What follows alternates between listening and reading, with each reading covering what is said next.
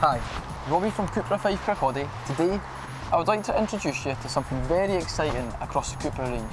I would like to show you how to use launch control.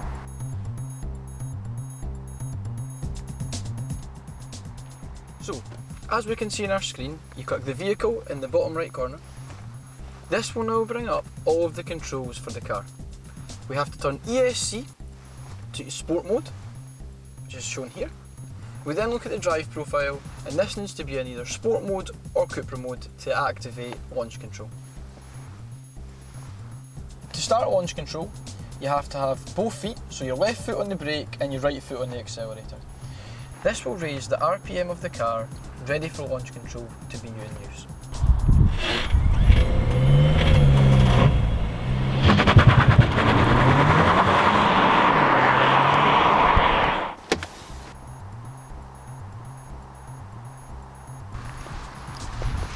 Thank you very much for watching. I hope you found that video useful.